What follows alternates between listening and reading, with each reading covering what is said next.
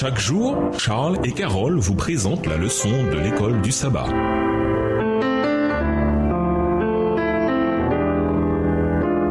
Bienvenue dans votre émission. Dieu nous parle. Nous voilà à la leçon de lundi, le déluge. Le verbe asa, faire, qui renvoie aux actions de Noé, est également un mot-clé dans le récit de création de la Genèse. Genèse 1, les versets 7, 16, 25, 26 et 31, et Genèse 2, le verset 2. Les actes d'obéissance de Noé sont comme les actes de création de Dieu. Ce que l'on peut retirer de ce lien,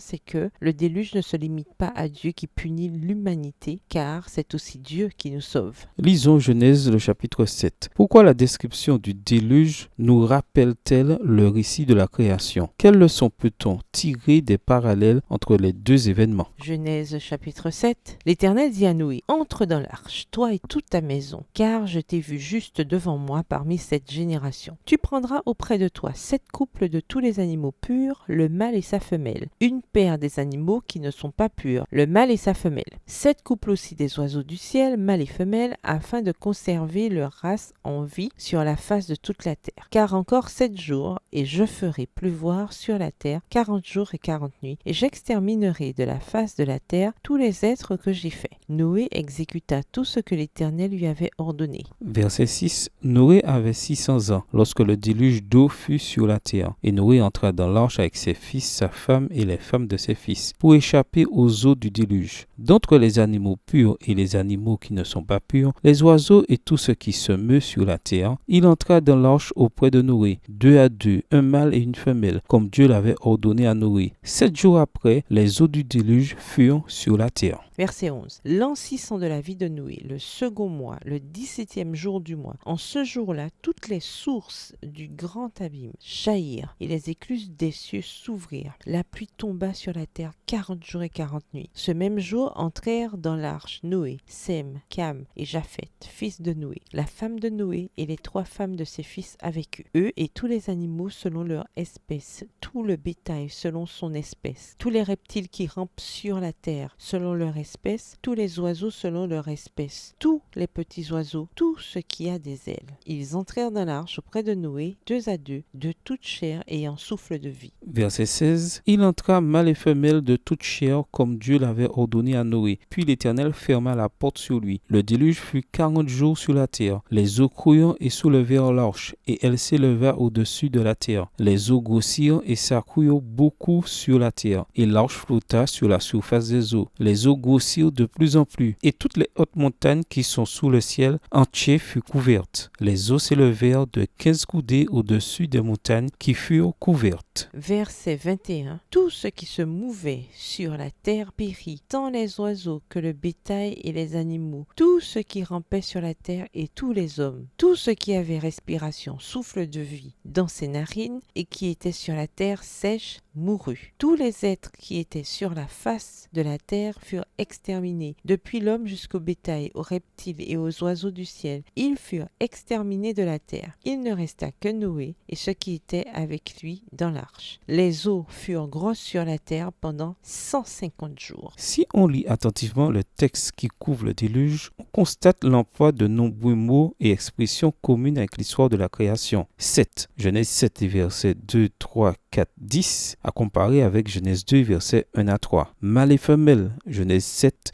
les versets 2, 3, 9, 16, à comparer avec Genèse 1, verset 27. Selon leur espèce, Genèse 7, le verset 14, à comparer avec Genèse 1, les versets 11, 12, 21, 24, 25. Des bêtes, des oiseaux, tout ce qui fourmille. Genèse 7, les versets 8, 14, 21 et 23, à comparer avec Genèse 1, les versets 24 et 25. Et souffle de vie, Genèse 7, les versets 15 et 22, à comparer avec Genèse 2, verset 7. L'histoire du déluge se lit ainsi un peu comme l'histoire de la création. Ces échos du récit de la création contribuent à révéler que le Dieu qui crée est le même que le Dieu qui détruit. Deutéronome 32, le verset 39. Mais ces échos communiquent également un message d'espoir. Le déluge est conçu pour être une nouvelle création, à partir des eaux, création qui conduit à une nouvelle existence. Le mouvement des eaux montre que cet événement de création inverse, en réalité, l'acte de création de Genèse 1. Contrairement à Genèse 1, qui décrit une séparation des eaux qui sont au-dessus et qui sont au-dessous. Genèse 1, verset 7. Le déluge implique leur réunion car elle déborde de leurs limites. Genèse 7, verset 11. Ce processus véhicule le message